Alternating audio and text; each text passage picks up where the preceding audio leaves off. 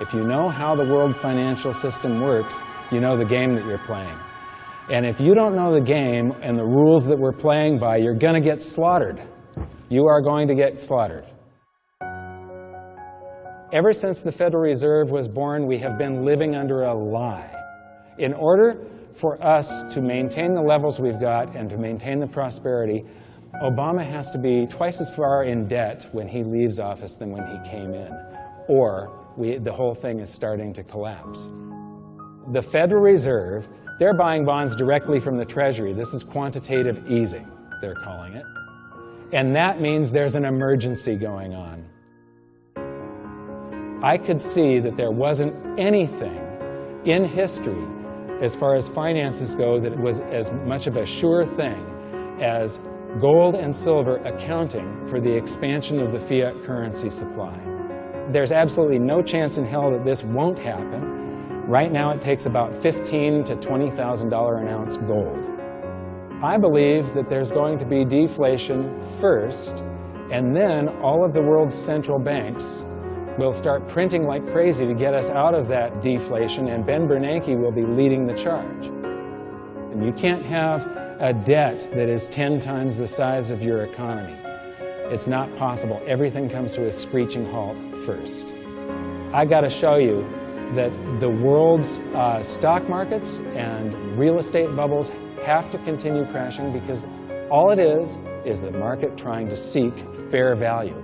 It's trying to seek equilibrium. This is what the markets do. It is their job. Basically, you know, our entire currency system is imaginary. It doesn't really exist. It's just that we're all dreaming the same dream. If anybody chooses to wake up, it's over with.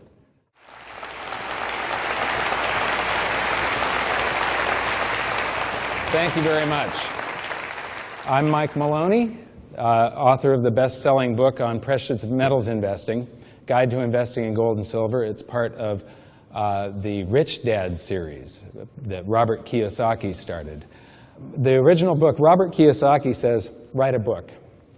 No other instructions, write a book.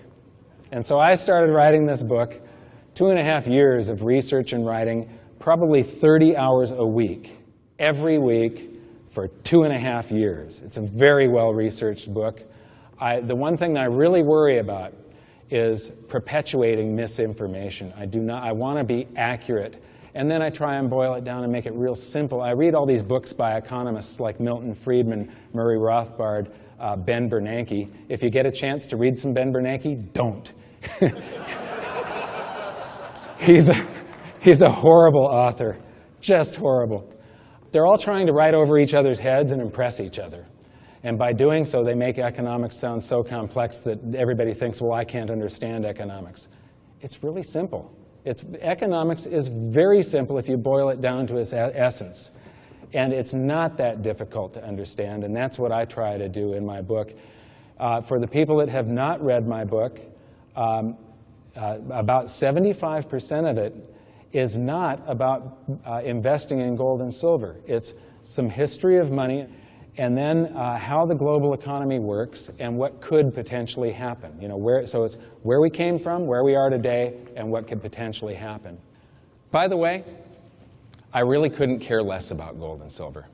I don't want gold and silver. It's just in its cycle right now. It's a stupid lump of metal that doesn't have cash flow or spin-off dividend yields. And so I don't want gold and silver. It's just that right now I don't want anything else.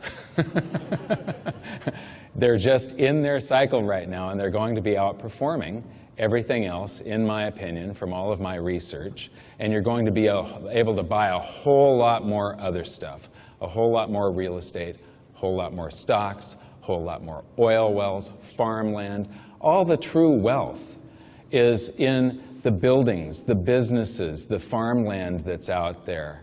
And people get this picture in their head that if there's this economic disaster, if there was some sort of collapse, that it's going to be like this nuclear wasteland afterwards. It's not. All the buildings are still going to be there, the apartment buildings. It's just that they're all going to be on sale. The problem is, when investments are on sale, nobody buys. The public comes charging in and they chase investments after they're going up. Gold and silver get hot whenever they're going up, and as soon as we see them take a dip, it's like sales turn off like a light switch most of the time. And I don't want anybody to get slaughtered. I really don't want these bad things to happen. I just think that all the evidence is there that what our leaders have done to the economic system is going to cause these things to happen, and it's inevitable. And I am trying to warn as many people as possible, as quickly as possible. My company has a mission to get as much gold and silver in the hands of the middle class as quickly as possible, because when there is great economic upheaval, there is great political change. It usually goes along with it. In the hyperinflation in Weimar, Germany in 1923, this hyperinflation ended on November 15th, 1923. On November 8th, 1 week before the end of the hyperinflation, Hitler's stormtroopers pointed machine guns at the front door of the Bürgerbraukeller, where there was a political meeting. This is a big beer hall where there were about 3,000 people listening to political speeches. And on that night, he took the stage at gunpoint and to this literally captive audience gave a speech that would change the world. Nobody knew the name Hitler. Nobody knew who he was until he gave this speech to a newly impoverished middle class, people that were scared and looking for somebody to lead them. And here this charismatic guy takes the stage, gives them a scapegoat, and says, I know the way out of this. The next day, those people in that beer hall followed him to try and do a coup to take over the government, and it failed. He was imprisoned. He was tried for high treason. His trial went on for an entire month, and during that month he had the ear of the nation. He was covered in every newspaper all across Germany, and the judges were sympathetic to his beliefs, so they let him go on for hours on end with these speeches. And that's when he gained power. It was when the middle class was scared. The middle class defines a country with their vote. The country, as the middle class goes, so goes the country. And so what I am worried about isn't the loss of my financial well-being. It's the loss of capitalism. It's the loss of our quality of life. It's the loss of our freedom of choice. That's what I'm worried about. And I know that there's certain people that I'm not going to be able to reach. Joe Sixpack, I refer to, the guy that comes out of his beer and football-induced coma at the very end of a bull market and comes charging in and buys at the peak. I can't do anything for him. I'm hoping that I can do something for all of you. These are wealth cycles. If you have two asset classes that are rising, you have, for instance, let's say that this is real estate on the bottom, and on the top here we've got precious metals. Precious metals in this last decade here, precious metals outperformed real estate and stocks, but everything went up. Stocks went up, bonds went up, real estate went up, and so did commodities and precious metals. Is that possible? Can everything go up? Think about it for a minute. You've only got so much stuff in society, and if you've got these three or four asset classes, and everybody rushes toward one, pushing it into a bubble, shouldn't it be drawing currency away from the others? Shouldn't the others be going down? Well, they didn't in the last decade. And what's happening here, if you've got two things that are going up, if you're invested in this one down here, when you go to sell, you can't buy as much of this one. If you're invested in this one, when you sell, you can buy more of this one. They are both rising in price. This one is falling in value. When you sell it, you can't buy as much gold or food or oil. Your house is worth half as much in oil as it was. Oil was 10 bucks a barrel in 1999. So your house measured in oil has crashed. The stock market measured in oil has crashed. If you start looking at your home or all of your investments and you divide them by something else, you measure them in the price of wheat, a bushel of wheat, a pound of copper, a ton of iron, shares of the Dow, or ounces of gold, you're going to discover something. These two things that are going up, eventually, the people that are invested in this one realize that the smart investors realize that that's going into a bubble. They sell and they buy the undervalued asset. And then this trend reverses. It can't go on forever. If it did, if gold outperformed real estate forever, there would come a day where 1 ounce of gold would buy the entire planet, and we all know that that can't happen, right? So eventually one becomes overvalued and the other one becomes undervalued, and the cycle reverses. And then it reverses again. And what is happening is they're printing currency at about this rate, and that's the reason you can't see it. People will say, well, at least my house is worth $100,000 more than it was in the year 2000, or it's worth 20% more. Well, if inflation was 40%, it actually went down in value. They'll say that, they look at the stock market, and the Dow right now is just barely above its 2000 high. It's a lost decade. Stocks have gone sideways for a decade, and we've had inflation during that time. They inflated the currency supply. So if you start measuring one thing with another thing, so you're measuring stuff against stuff instead of using currency, what you discover is that everything is trapped in this valuation channel, where it goes from overvalued to undervalued to overvalued to undervalued again. And the thing that you're measuring it with is doing the exact opposite mirrored wave. The trick is, sell the overvalued asset near a peak if you can, find the undervalued asset, and I call this wealth cycles. And if you can do that, it's a road to true wealth. You're escaping that valuation channel. So here is a real example. This is the Dow measured in points. And what are points? Points are derived by the dollar value of the underlying stocks. So basically, it's points are dollars. And one of the reasons that they measure it in points is just like if you go to Las Vegas, they take your currency and they give you chips. And now it's just pieces of plastic, so you don't care. You're just having fun.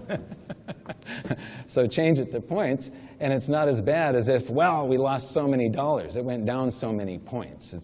But anyway, that's the Dow measured in points. But if you go every month during this entire graph from the year 1900 to today, and each day you take the points on the Dow and divide it by the price of gold, you get how many ounces of gold one share of the Dow is worth. And this is what it looks like measured in gold. It's not going anywhere. It's got a mean of about 4 ounces of gold, which means that the price of gold should be 1/4 the points of the Dow, and then things are sort of in equilibrium. It's fair value when the Dow is only 4 times the price of gold. But what you see here is that it goes from fair value into a bubble, 18 ounces of gold, crashes down to 2 ounces, another bubble, 28 ounces of gold, because the bubble was bigger, because they print more currency in the meantime. When it crashed, it went down to 1 ounce of gold. There was a day in 1980 where gold was 850 and the Dow was at 850 points. 1 ounce of gold bought the Dow. Conversely, if you cash out, you could only buy 1 ounce of gold with the proceeds of your stocks. And then we go into the biggest bubble in history. There is no time in history, this point in 1999, 2000, there is no time that gold was as unloved and ignored as in that time period. It was no nation's money. It had gone down for 20 years. It was the worst investment you could possibly make. Nobody wanted it. Take this. This is the price of the Dow measured in gold. Flip it upside down, and you've got the price of gold measured in the Dow. Put these two things together, and what you find is that there's a cycle here. And if you had ridden stocks up to 1929 and then sold your stocks and bought gold, and then in 1932 gone to gold, and then back to stocks, I mean, and then in 1980 go back into gold and so on. This is a road to true wealth. I mean, you're making massive gains here. I show 2 hypothetical families in my book, and one goes from $35 to $11,000 over that time period, and the other one goes from $35 to $11 million. And that is the difference. One family creates a dynasty, the other one didn't even break even. This is the gold Dow ratio instead of the Dow gold ratio. So you're measuring gold's value per ounce, measured in what percentage of a share of the Dow that it will buy. And what it's showing is that gold is nowhere near a bubble. It's very undervalued here. It still has to go up. The mean should be 25% or more. And in every bubble in history and in nature and in, I used to be an electronics engineer in physics, when something is out of whack, when it reverts back to the mean, it overshoots. If it's more out of whack, when it reverts to the mean, it overshoots further. So I'm expecting a day where the price of gold will be double or more the points on the Dow. This is the silver Dow ratio. Silver has just, I mean, the gains here should be immense. This is just gold for the past decade. I just challenge anybody to go and find an index or a stock or anything that looks that good over the last 10 years. This is a perfect chart. It's very bullish.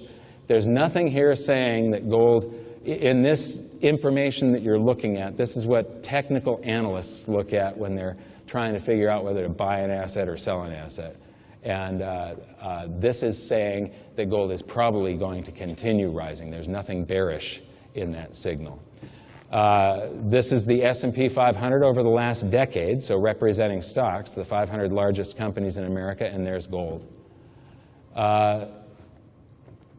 Here we have silver, and I recently spoke at the 8th Annual Banking Conference in Sochi, Russia. This is the big banking conference for all of Europe and Russia.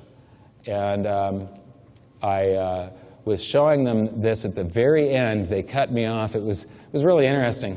I was running out of time, and you hear this voice come over the loudspeaker, and it is their finance minister in their parliament telling me, Mr. Maloney, you've got to stop now, Mr. Maloney. They were trying to cut me off. I was presenting this information that they did not want presented at this conference. And then he comes up to me afterwards to he's got a copy of my book that he bought.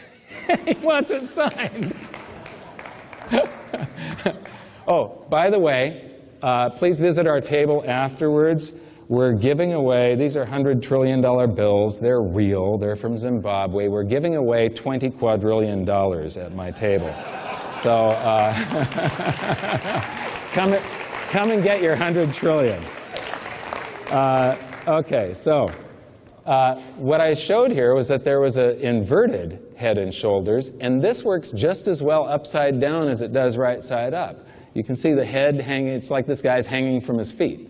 This is the head and shoulders that I'm tracing out here in blue.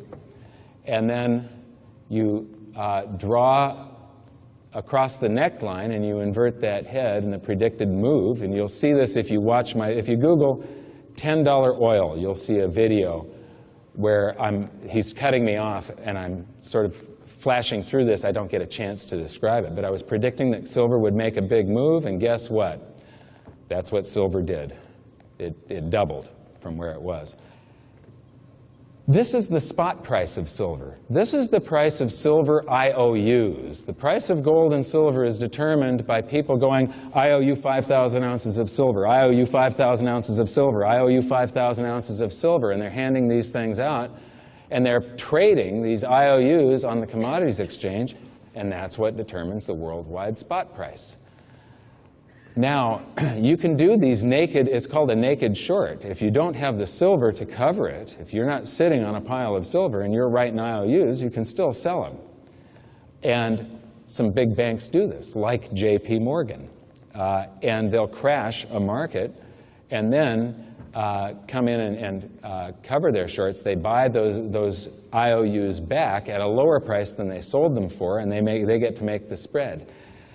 They fleece the public and some funds that invest in silver for hundreds of millions of dollars by doing this, and they've done it on a regular basis. But silver fell too low this time, and so did gold. And investors that were looking for physical realized it was just too cheap, and they all had to get some, and shortages developed. And all across India, Europe, and North America, the cupboards were bare. There were 3 months where we could only get one silver product at a time, and we had no gold. We didn't have gold at my dealership for 3 months, and I deal with 4 of the world's largest wholesalers, and they could not find gold for us. People don't realize how much gold and silver there is on the planet. There are 6.6 billion people on the planet. There are only 2.2 billion ounces of gold. That's 1/3 of an ounce per person. Silver is even more rare. There's only about 1/14 of an ounce per person. That means that 14 people have to share that same 1 ounce of silver. And right now, you can get a whole lot for your currency. I'm going to take a little detour here. I did not define the difference between currency and money, and you will hear me say currency, currency, currency over and over and over again. Back before World War I, each note that a treasury issued, each dollar in existence in the United States, would say that there have been deposited with the United States Treasury $20 in gold coin payable to the bearer upon demand. The money was in the vault. The currency was a note they gave you that was a claim check, only a claim check on the money, the same as if you go to the dry cleaners and you give them your shirt and they give you a claim check for your shirt. The value is that shirt at the dry cleaners, not the piece of paper that says that you own that shirt. So our currency that circulated was the paper US dollars, and they were claim checks on money. And people do not understand that money has to be a store of value.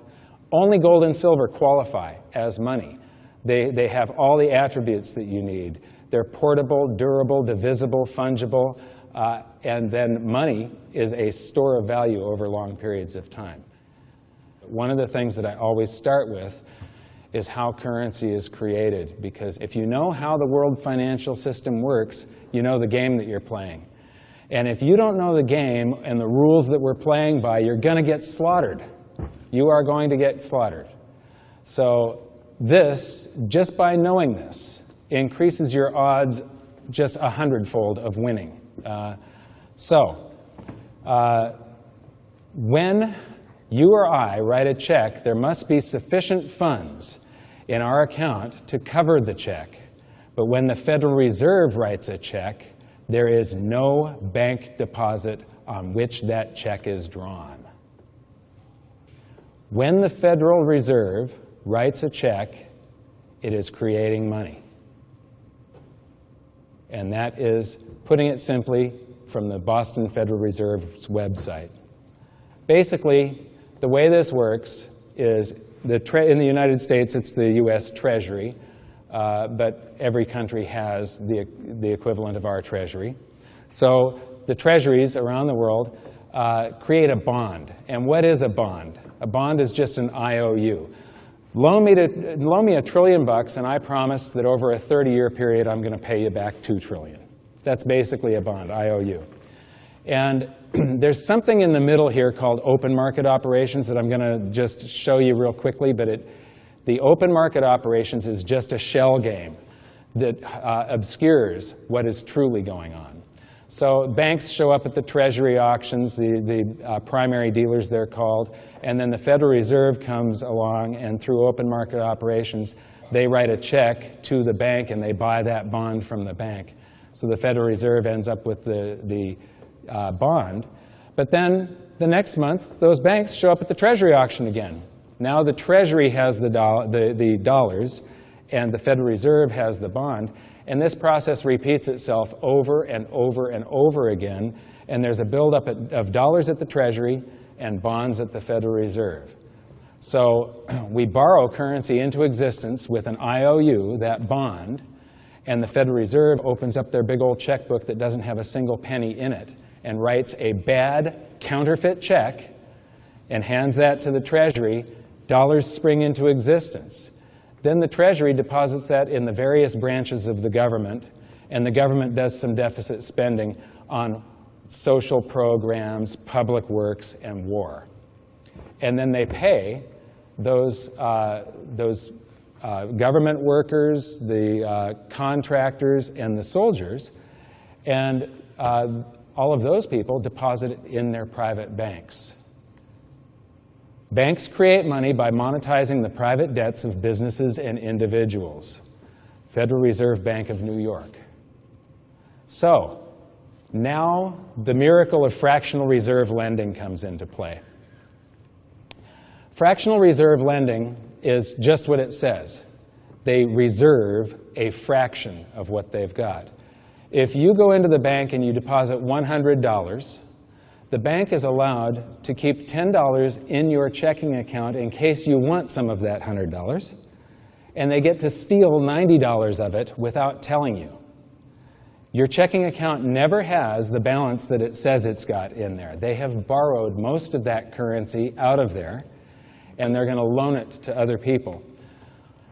When those people sign that loan, currency actually gets created because you have $100 on deposit, and they have 90, so now there's 190. Then they go and buy something. That's the reason they're taking out a loan. They're going to buy a house or a car or something like that. And when they buy that thing, the seller then deposits it in his bank account. So that $90 gets deposited, and then they get to go in and steal 90% of that, meaning $81. So now there's $271 on deposit. Can everybody see how the currency supply is getting magnified by the banks here? And that process happens over and over and over again, and under a 10% reserve ratio, every dollar deposited can create another 10. So if you deposit $1 trillion in base money, it can create 10 trillion. And that is basically it. There is nothing else. Our entire currency supply is either IOUs or receipts for IOUs. That's all that it is. It's all an imaginary agreement, and it is all given value because your experience yesterday is that $1 purchased you something, so you expect that it's going to tomorrow. So you have this agreement that is basically, our entire currency system is imaginary. It doesn't really exist. It's just that we're all dreaming the same dream. If anybody chooses to wake up, it's over with. So it's really just a couple of bucks that is whipped up in this little voodoo hocus-pocus scheme here, where the Treasury and the Federal Reserve write out IOUs for each other. A check is an IOU, a bond is an IOU, and they swap IOUs. Dollars spring into existence.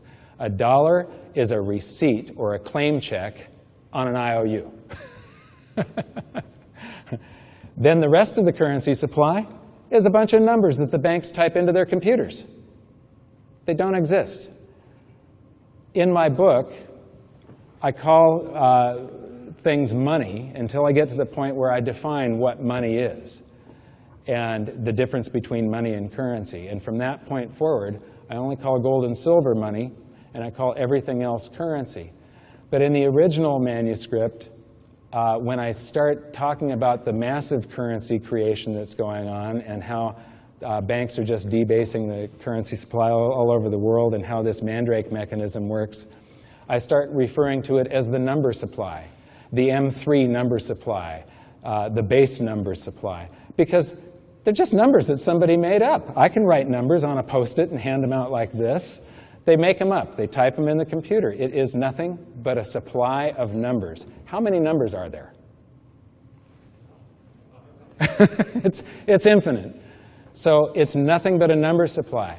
But it becomes real when you work for some of that currency supply, that number supply.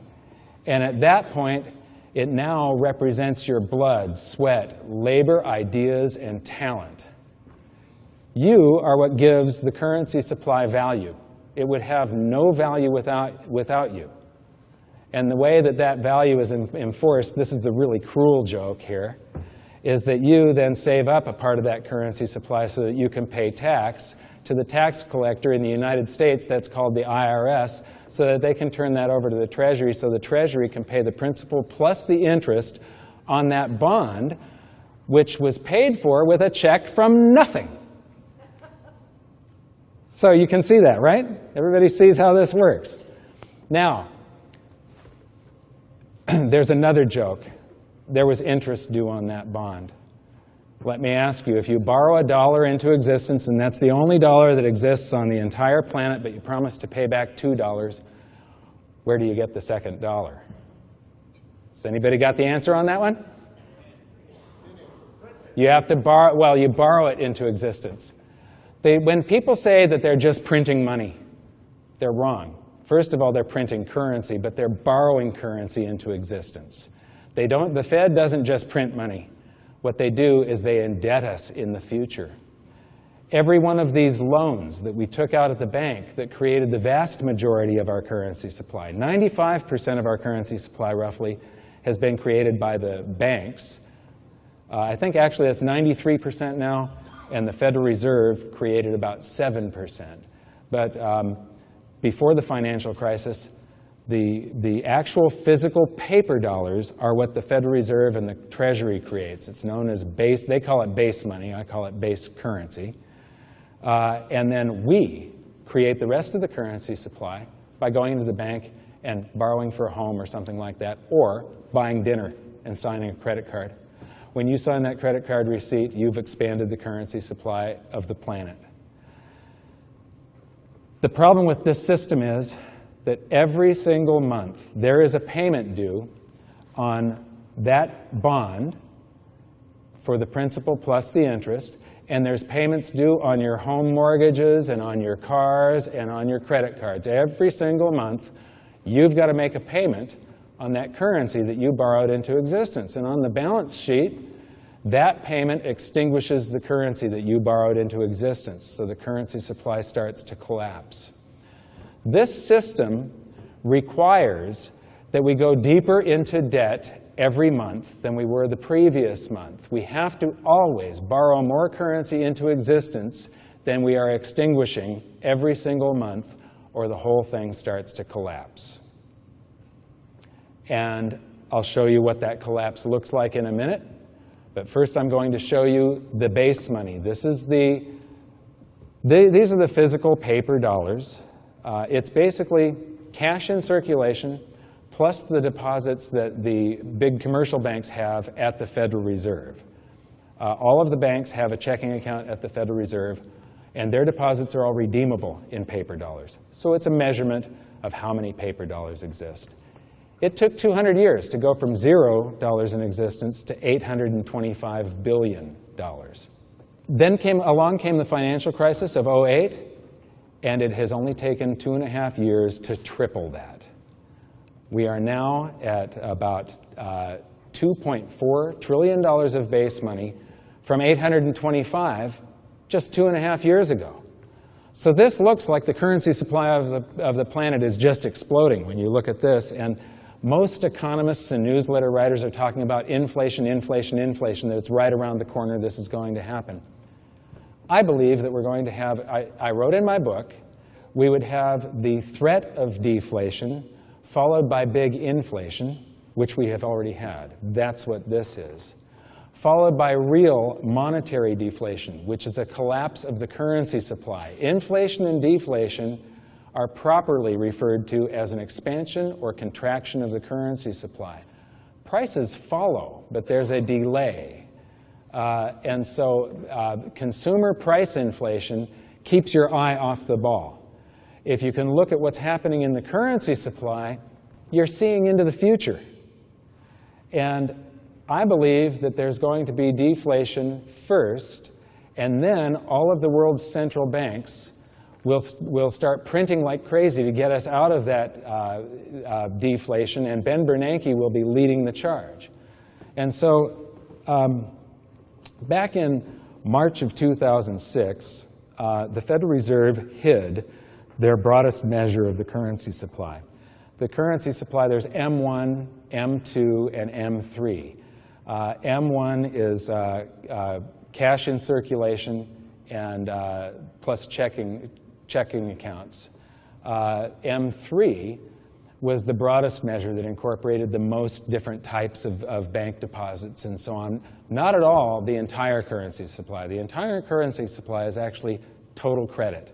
It's at about 53 trillion today, and it's stalled and started to shrink. But M3, they used to publish it every month.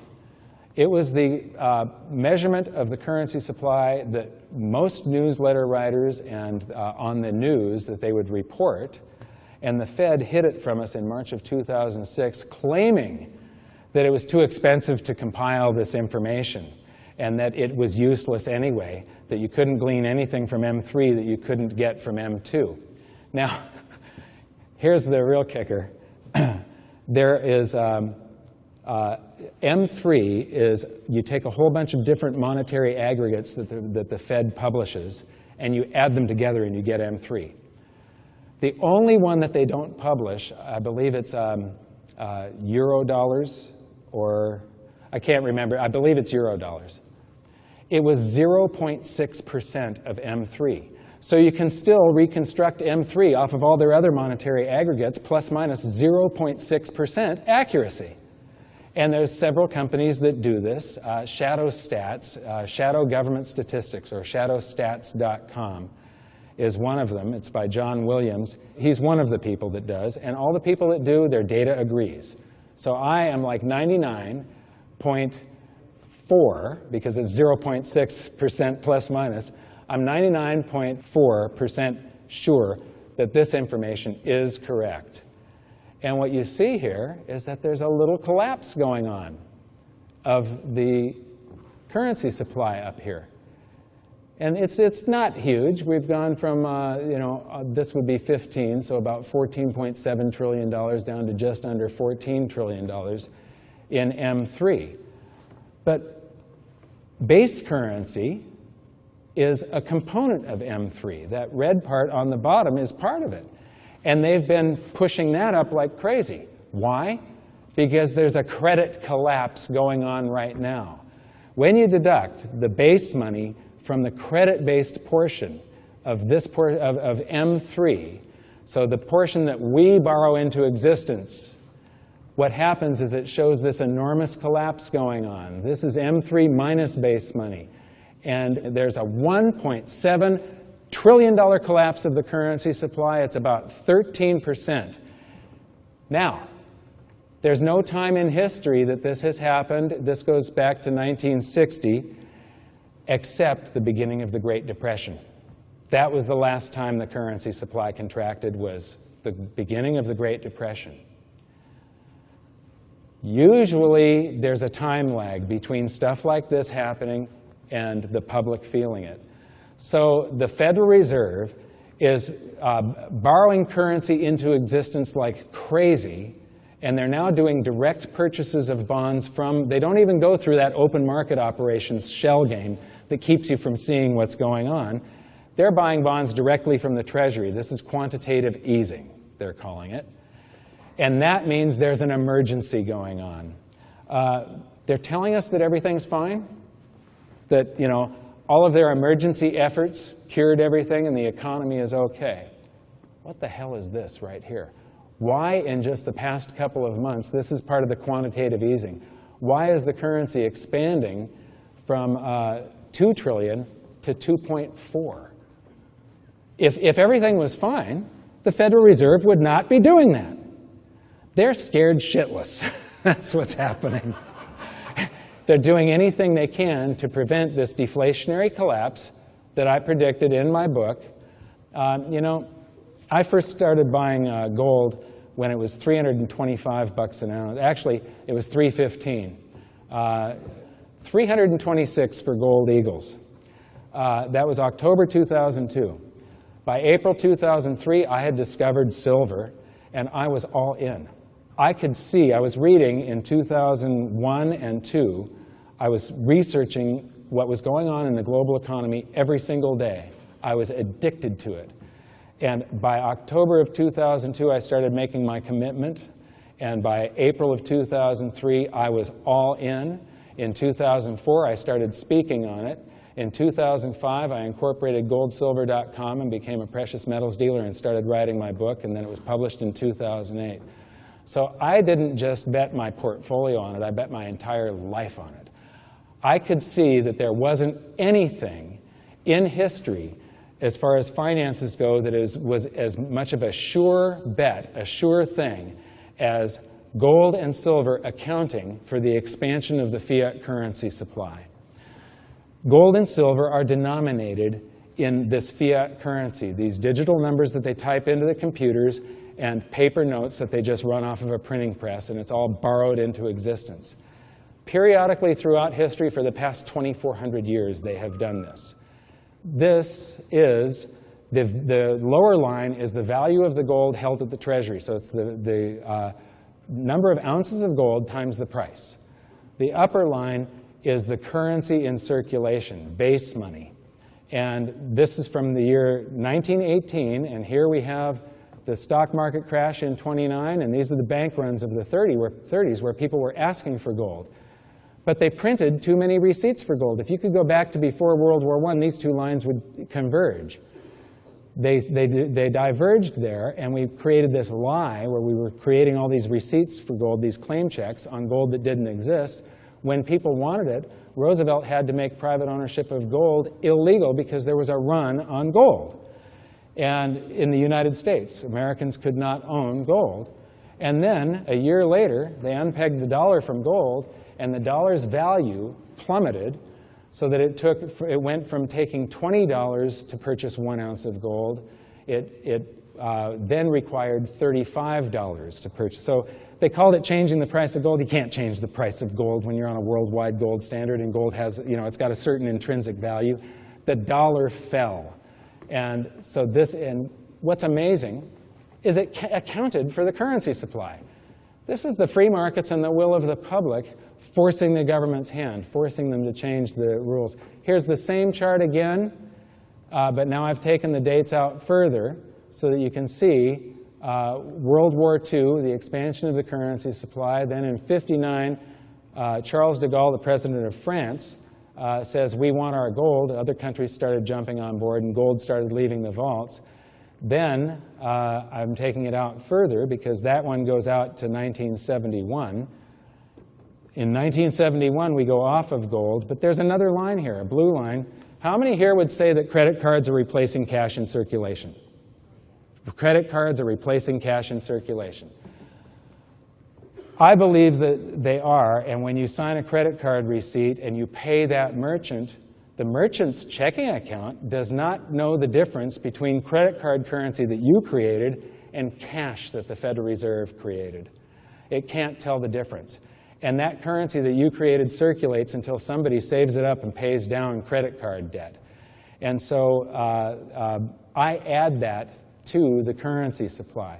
Well, once Nixon took us off of gold and gold became a separately traded commodity / currency, the will of the public and the free markets drove the price of gold up until once again the value of gold held at the Treasury exceeded the currency supply, and there was a year where we could have gone back on the gold standard, and it also covered outstanding revolving credit for an entire month. So all it was doing is the same thing as it did in 1934 and in Weimar, Germany, and hundreds of times since the year 407 BC with the first great inflation in Athens. This is the same chart again, but it shows Ben Bernanke panicking over here, and this is the increase of base money.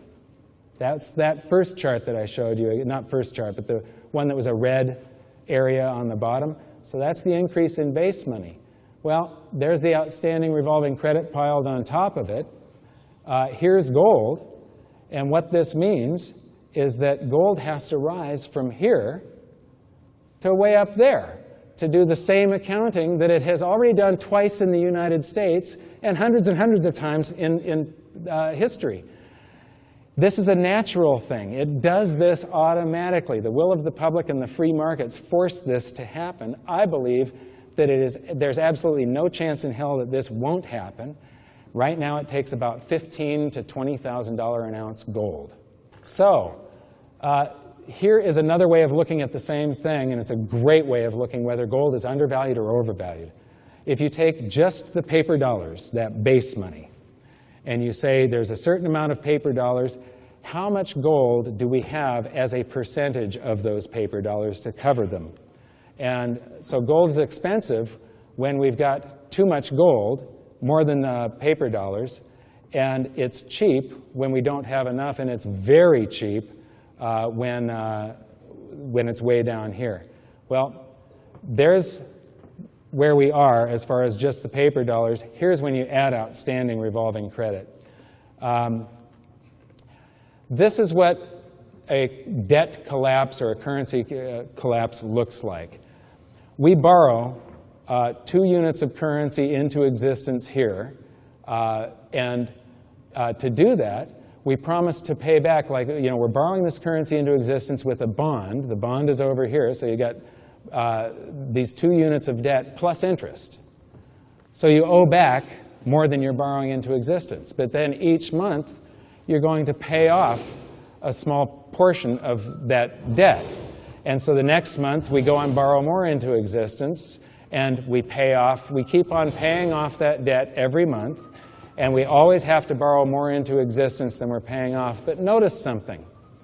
Do you notice how the debt is now growing faster? It was only 50% higher, but now it's double. It's 100%. It grows faster than the currency supply. There comes a day where this is unsustainable. If the public gets scared and they stop borrowing currency into existence, and they save up and pay down debt, the whole thing goes into a deflationary collapse. This is what I was predicting, and this is what is happening right now.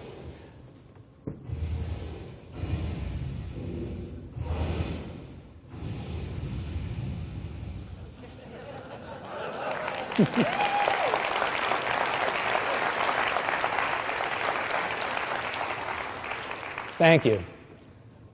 This is how much debt we owe compared to the size of our economy. If you owe 50 cents and your economy is $1, you owe 50% of the size of the economy.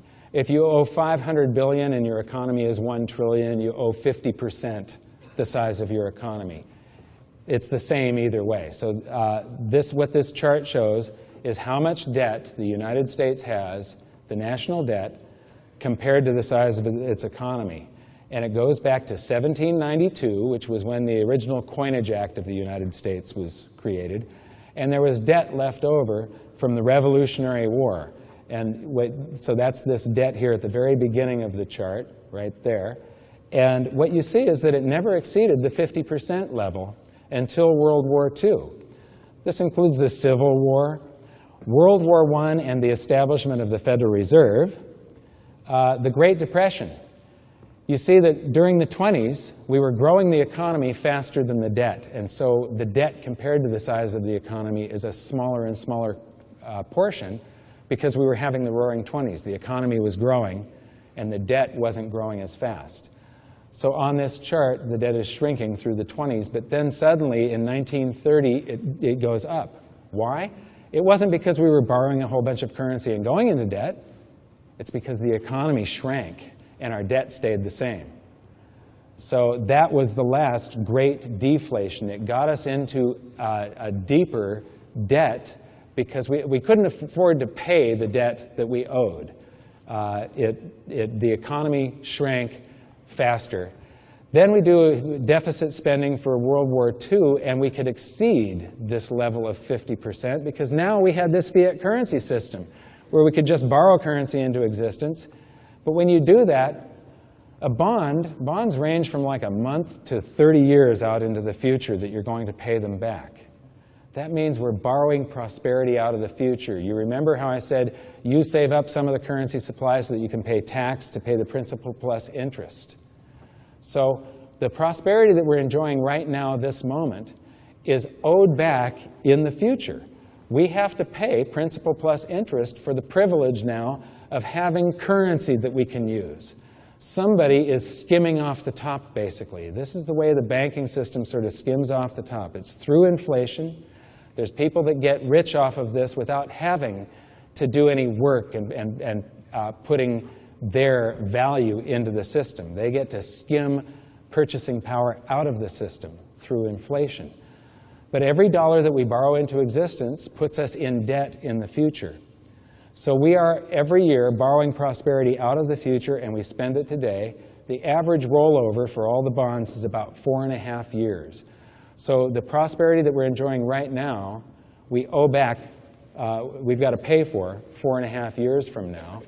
And right now, the taxes that you're paying are paying for prosperity during the Bush administration. We already spent it. It's gone. So then we started growing the economy faster than we were doing deficit spending. So our debt compared to the size of the economy goes down during the Korean War and Vietnam. And then we have the end of the gold standard. And then Reagan says, deficits don't matter. We can just go ahead and spend as much as we want. And the debt increases. Just before this arrow of the financial crisis, there's a little slope where it starts to go down. That's the Clinton era. They say that we had surpluses. It was bullshit. If you look at, I don't look at the government's accounting of whether or not they say we had a surplus or a deficit. What I look at is the national debt. Did it go up? If it went up, it meant we spent more than we had. If it went down, it means we had a surplus. We had excess income above what we're spending. And during the Clinton years, there was never a year where the actual national debt went down. I don't know if the people in the United States, from the United States here, remember when Gore and Bush were running against each other, they were both telling us how they were going to spend all this currency that was flowing in. You know, they were each trying to compete on all the free crap they're going to give us in the future. And you know, that's how, well, actually that isn't how Bush won, but that's another story.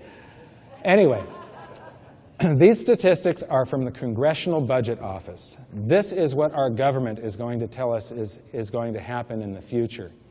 And it's not pretty. It's completely unsustainable. It is impossible. It cannot happen. You can't have a debt that is 10 times the size of your economy. It's not possible. Everything comes to a screeching halt first. And so something has to change. Right now, I don't know if it got passed or not, but the government, I don't keep up with the news. I consider it all short-term noise. It distracts you from what is really going on. So I'm not sure, did they settle on some sort of budget, and is the government going to keep on running? Does anybody know this? Yes, they did. Did the Republicans that were trying to get this thing passed where it was going to pay down the debt, did they win?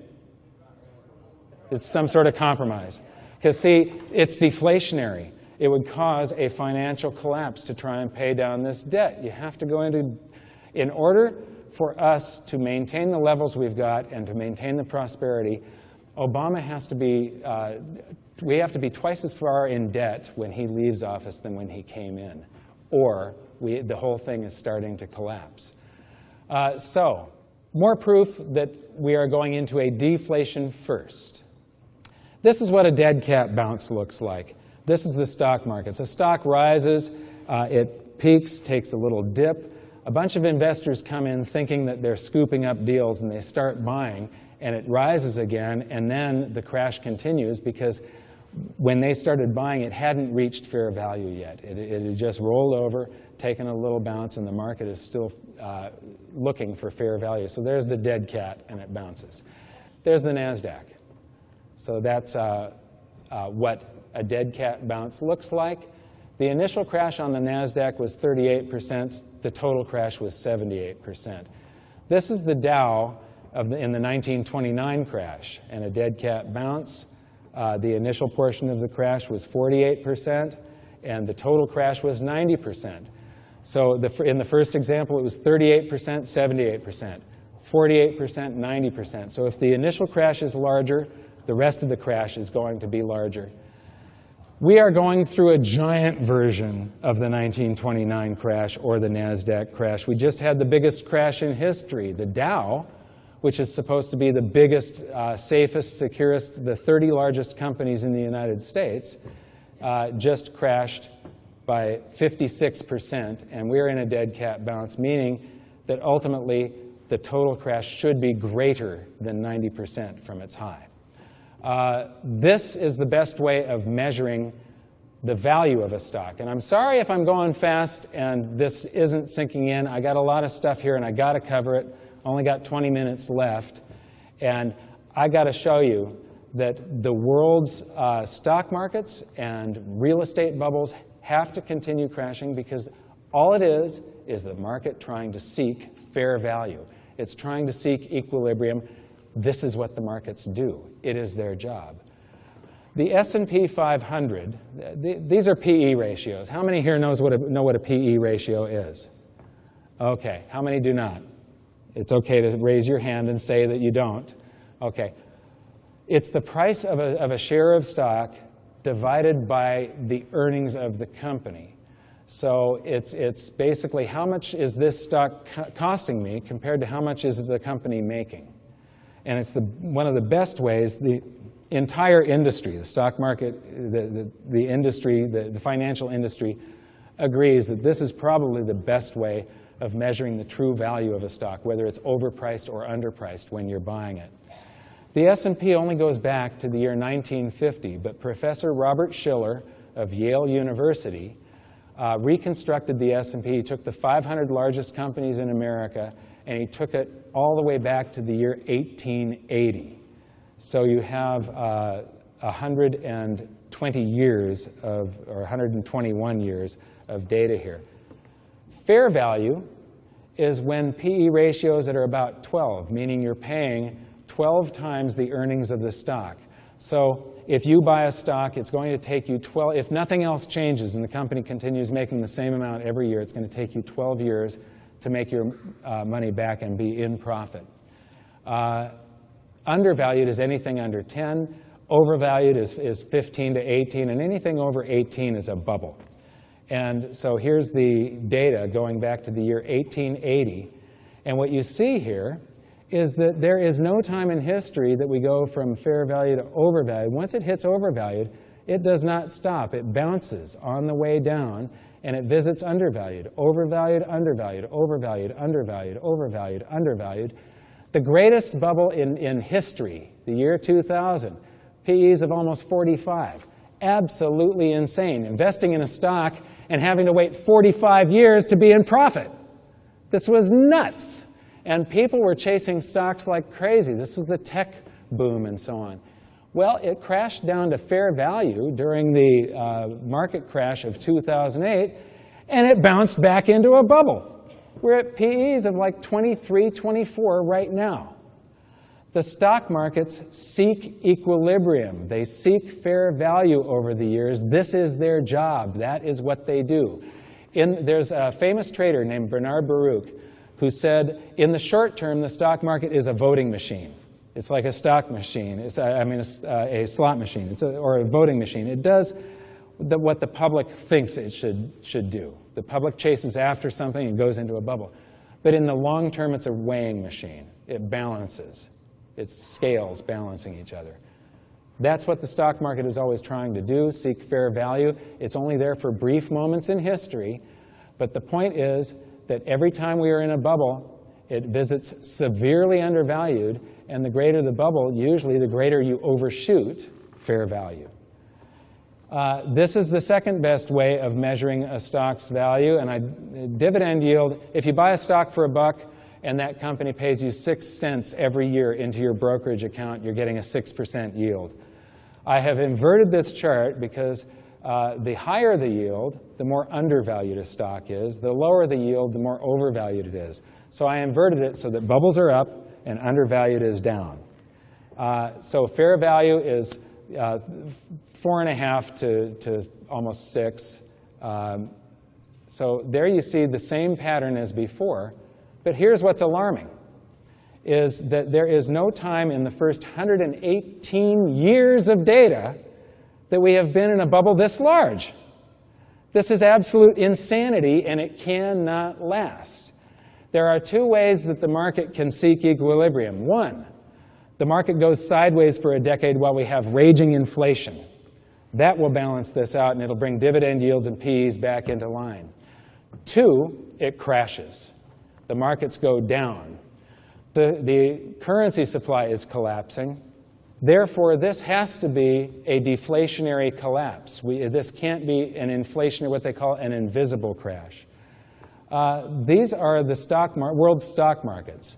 So there you have the US stock market, the England stock market, Germany's stock market. This is Singapore and Japan.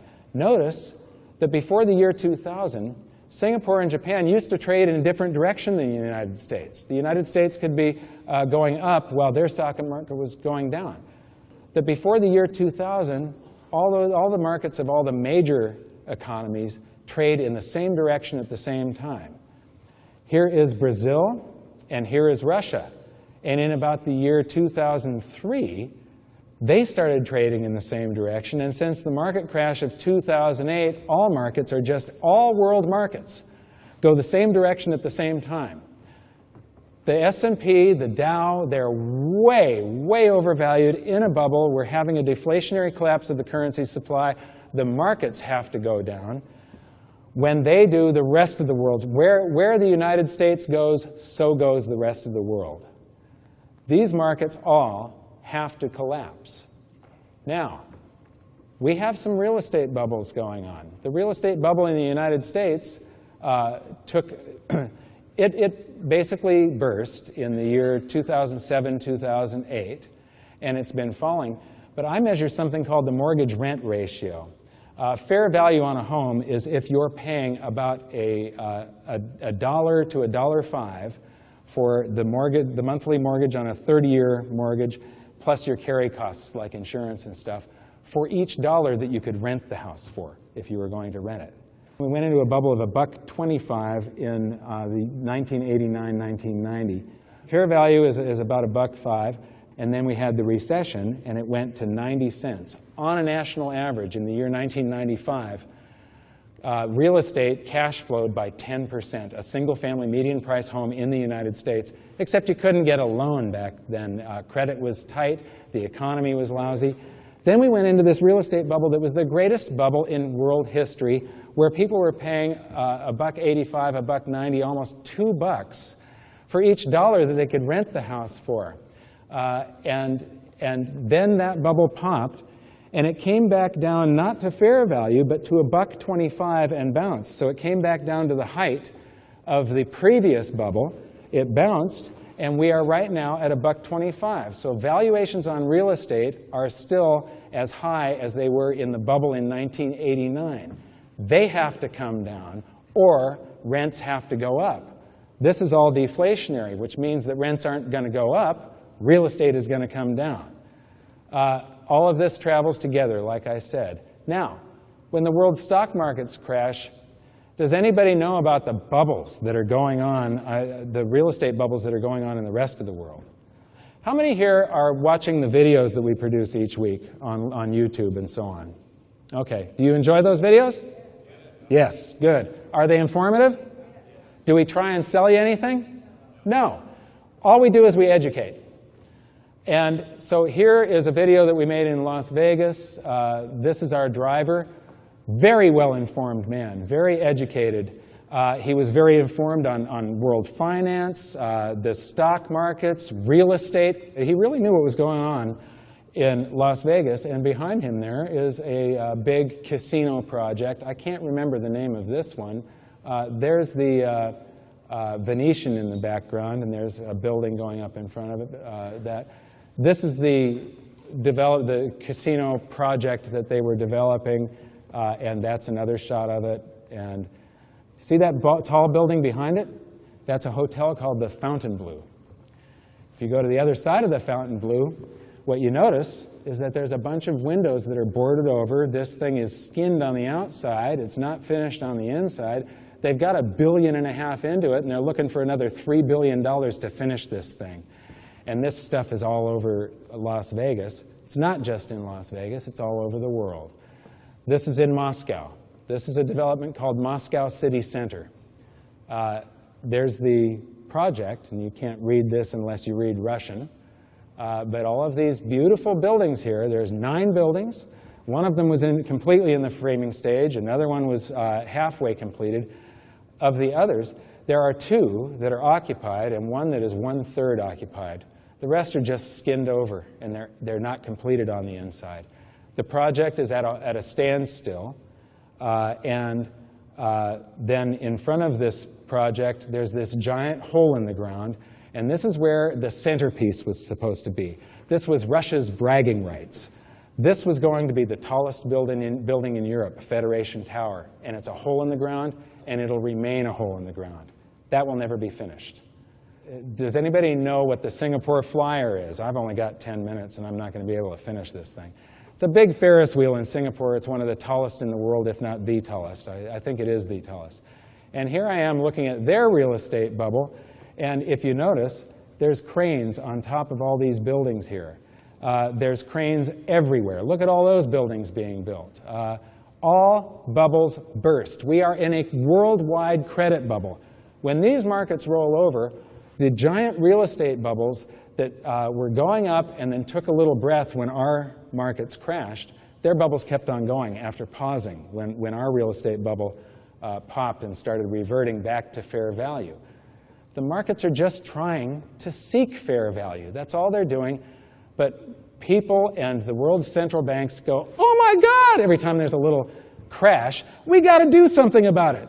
It doesn't feel good to be in a recession, so they try and pump everything up, but they don't realize that they're just making everything worse later. Everything they do is going to come back to haunt them as more inflation eventually. Or, this deflation I'm talking about is the expansion of credit contracting. Here's another thing that is going on that is going to mean that this decade is different than anything else that you have known. People don't realize that every 30 to 40 years, the world has an entirely new monetary system. It changes every 30 to 40 years. In 1873, Germany started the classical gold standard. And by 1900, pretty much every developed country on the planet was on this standard, where every note in circulation that was put out by their treasury was backed by an equivalent amount of gold. So it was 100% backing. Then World War I happened. All the combatants in Europe went off of the classical gold standard and started printing. And between the wars, we had something called the gold exchange standard, where it was a mixture of debt and gold backing the currency. Then that was a very poorly constructed man-made system, and anything man-made cannot last. So basically, they were the Federal Reserve, under the Federal Reserve Act, there was a 40% reserve ratio, and they were allowed to put a $50 bill into circulation for each $20 worth of gold that they had backing the $50. So they're putting claim checks on gold in excess of the amount of gold that they actually had. Ever since the Federal Reserve was born, we have been living under a lie. And if people say that we've got free markets in the United States, they are wrong. You cannot have free markets without free market money. Your currency is 50% of every transaction. All of the transactions are the free market.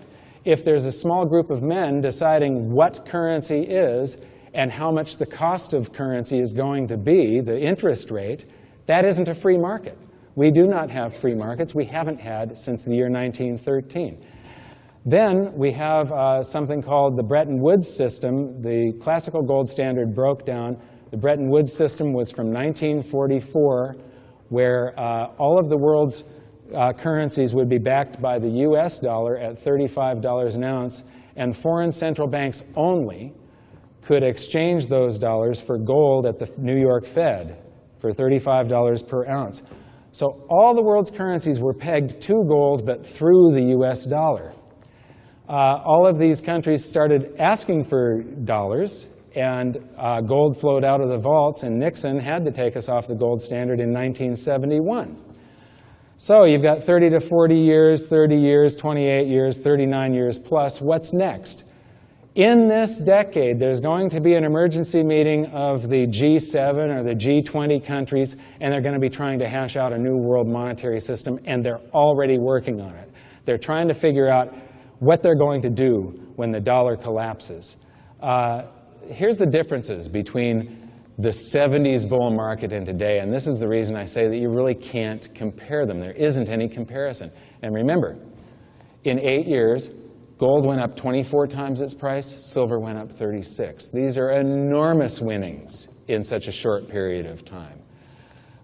In the 70s, It was basically North America and Western Europe that drove the price of the precious metals. The exchanges were the London Metals Exchange and the commodities exchanges in the United States. That's where the price of gold and silver was set. All of the USSR, they could not participate. There was no exchanges there. There's no market for gold and silver. And even if you could buy some, it was on the black market, so your investment did not affect the worldwide price. Those people were excluded in participating in this bull market and driving the price of gold forward. China under Mao, same thing. First of all, everybody was making a subsistence living. Very few people even had electricity, let alone being able to go and invest in gold. India, Mexico, South America, these countries were all very poor at the time. The world's richest man is Carlos Slim, and he lives in Mexico City. You have massive investors in all of these countries now, and in Shanghai, investing is a sport. People will sit around in a room like this and watch tickers go by and make their bets. The rest of the world, Africa, I mean, pretty much, the whole rest of the world was excluded in that bull market, and gold went up 24 times and silver 36. So and back then, too, news traveled very slowly. You turned on that old vacuum tube TV set, waited 60 seconds for it to warm up, and then Walter Cronkite would come on and give you the price of gold. Or you'd open the newspaper the next day and get your news 24 hours after it happened. And then you'd pick up the telephone and call your broker, and if you were lucky, he could get an order onto the floor of the exchange for you the same day, but possibly the next day. So news and reaction time was very slow. Also, the development of the investor mindset. Before the ERISA Act and before Nixon took us off of gold, before 1971, when Nixon took us off of gold, if you went to work between your late teens or mid-20s, depending on whether you went to college or not, you could expect that if you saved 10% of your income every month, that when you got into your 60s, you could retire and live off the interest in your savings account. Can you do that today? Nobody can live off the interest in a savings account unless you got 20 million bucks sitting there, 50 million bucks. That's the only way you're going to get by. And you wouldn't leave it in a savings account because you're losing to inflation. Your principal is getting whittled away because of inflation. So, my parents' generation were savers, not speculators and investors. What's different today? Today, the entire world can participate. It's roughly 10 times the populations that can participate in this bull market. News travels at the speed of light over a tremendous variety of media outlets. You can get the news on your cell phone, on your laptop, and an investor crossing the Sahara.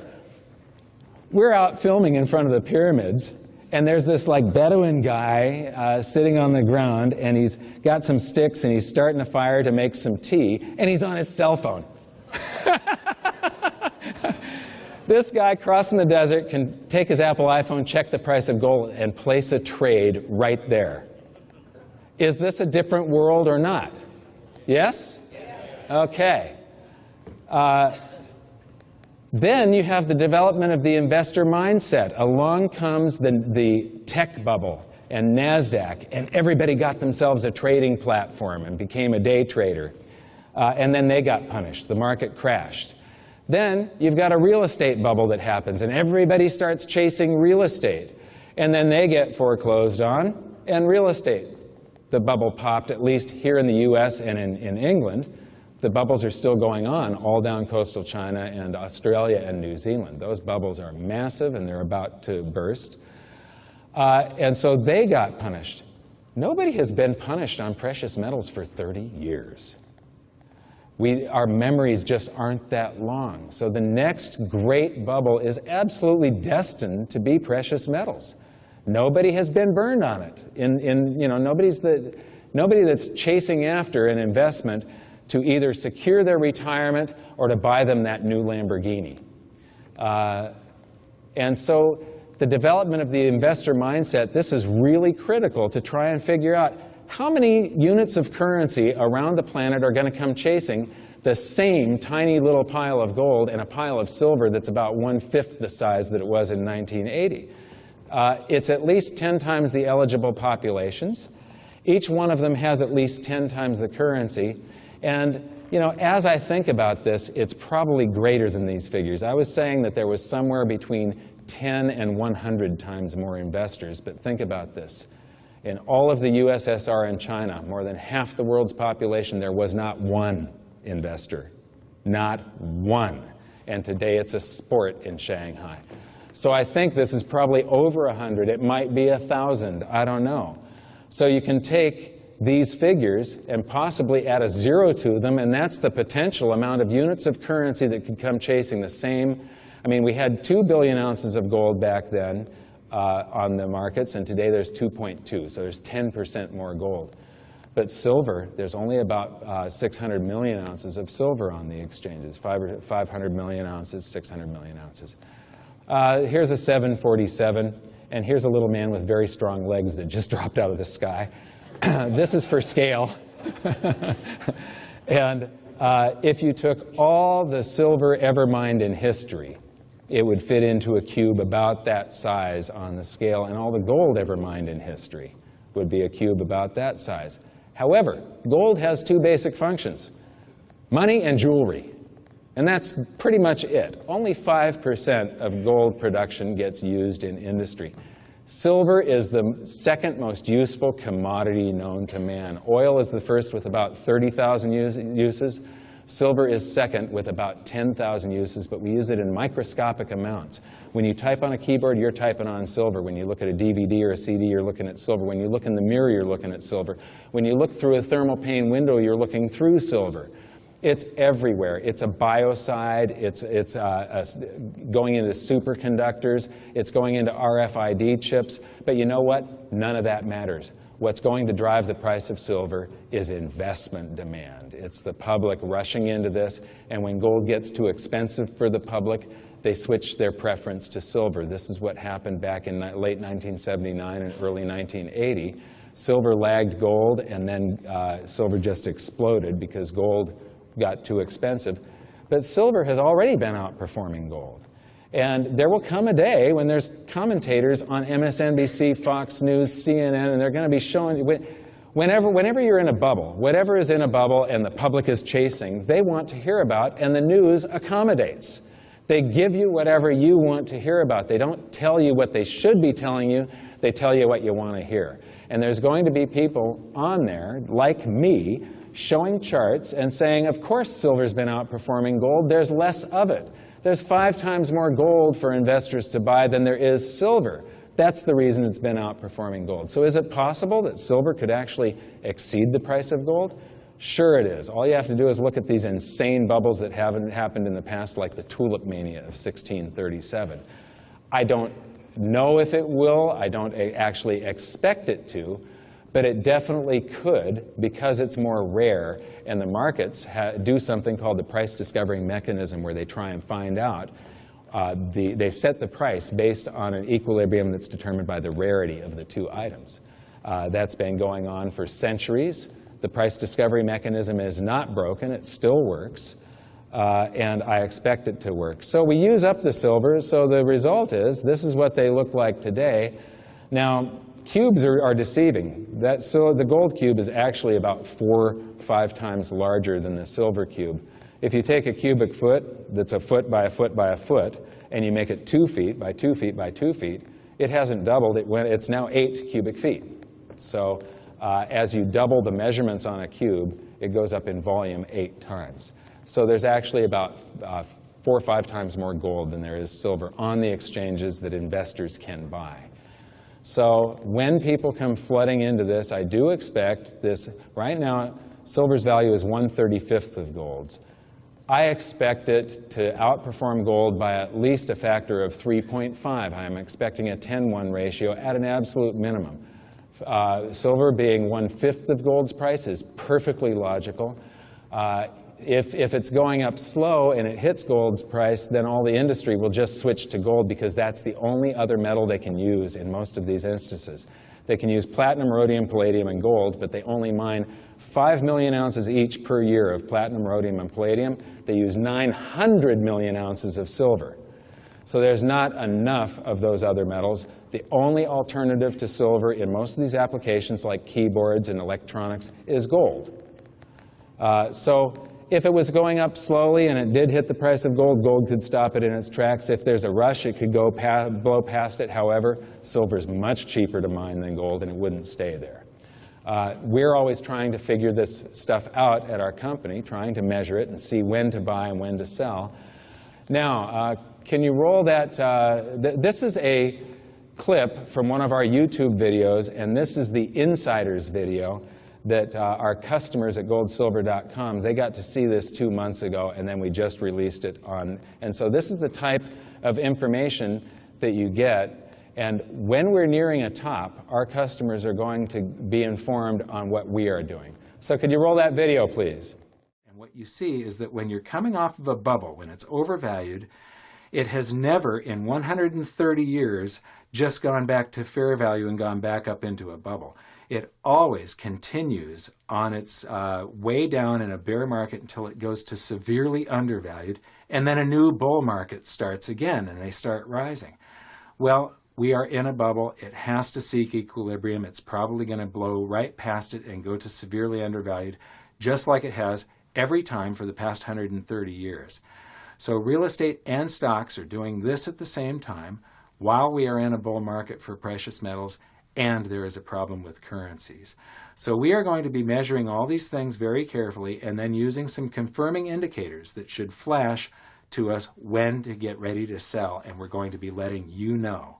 So thanks a lot, and I hope you had some great holidays. I'll see you later.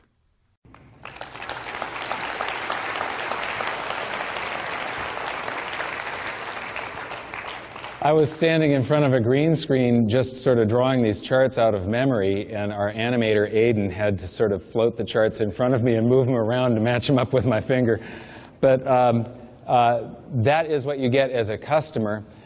It's on the YouTube channel Why Gold and Silver. So if you do a search for Sell Silver Mike Maloney, because it's when to sell your gold and silver, but Sell Silver Mike Maloney, you'll get that video in its entirety, and there are dozens of videos on why gold and silver, Gold Mike Maloney, and Wealth Cycles. So those are the 3 YouTube channels that you can go to, and each one of them has a few dozen videos on it. This is the gold panic in 1948 in Shanghai. If you wait until the last minute, you know, I'm not very good at swearing. Robert Kiyosaki is great at it, so I usually don't swear much on stage. But if you wait until the last minute, you are shit out of luck, up shit creek without a paddle in a barbed wire canoe, fucked.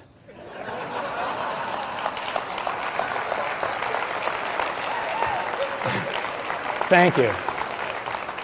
I'm at the second to the last frame here. Here's one thing that people do not realize. It does not take Ben Bernanke to print the dollar into oblivion for gold to go to $10,000 an ounce, $50,000 an ounce, $100,000 an ounce. All it takes are a few very wealthy investors to try and get theirs before the masses wake up and the herd comes charging in. This is the masses, and they will be. These are the people waking up out of their beer and football-induced comas and coming in at the last second. Well, this is a sort of a different situation because their currency is going to go to zero because of war. But basically, you got to get in ahead of the trend and then get out when everybody else is panicking like that. Like I say, this is the greatest wealth transfer in history. But you have no idea of the scale until you think, if we do have a change in our monetary system, and if we have to go back to some sort of asset-backed currency, that means that the people that are holding non-asset-backed currencies, which is all the currencies on the planet today, their wealth is transferred to the holders of precious metals. This is the greatest wealth transfer in history, therefore it's the greatest opportunity in history. By the way, is Stephanie Ring here? Stephanie, stand up for just a second. Stephanie's grandfather's sister was a secretary during the Roaring '20s and through the stock market crash, and then in the depths of the Great Depression, she started buying stock when everybody else was selling and when stocks were like the poison investment that you did not want to get involved in. Stephanie's grandfather's sister started buying these stocks. She is an example of wealth cycles. She rode these stocks up, and I don't know exactly when she did it, but she must have had sort of an innate sense that the stocks were overvalued, and she sold the stocks and she bought real estate. If you go to the French Embassy in Washington, D.C., that was her hotel. Thank you, Stephanie. So, thank you very much, and we'll see you out in the lobby where you can get free $100 trillion from us. Thanks.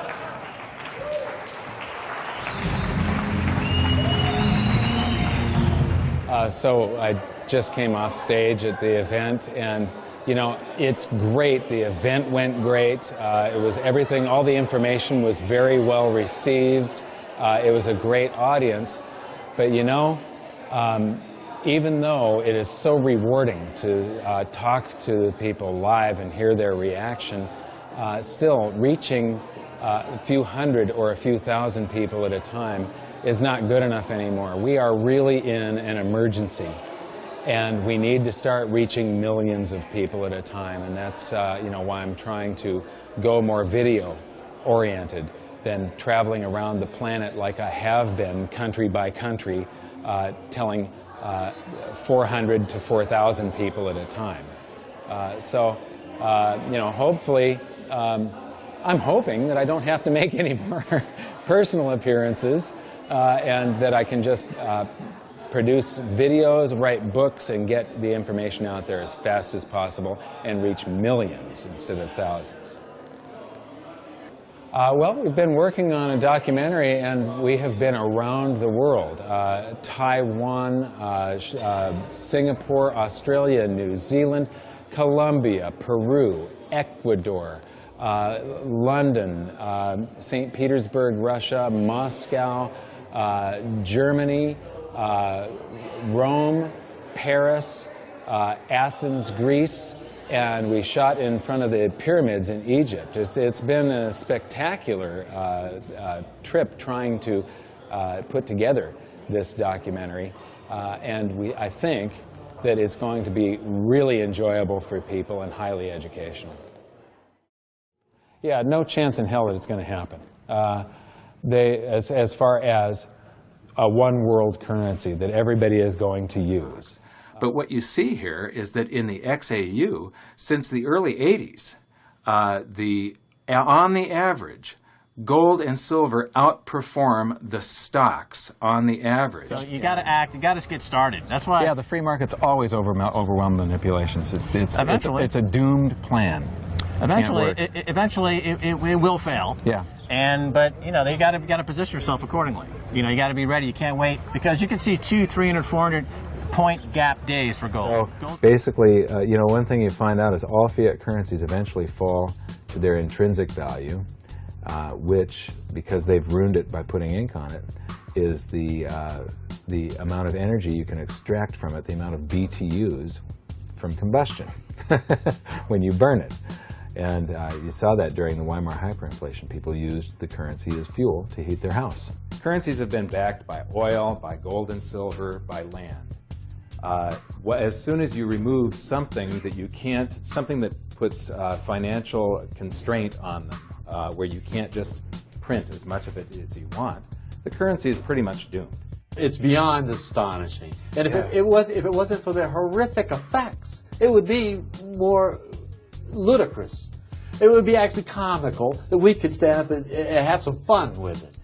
But it is actually horrific. When you look back in history, the last 3,000 years, every episode of this kind of silly crap ended very, very badly.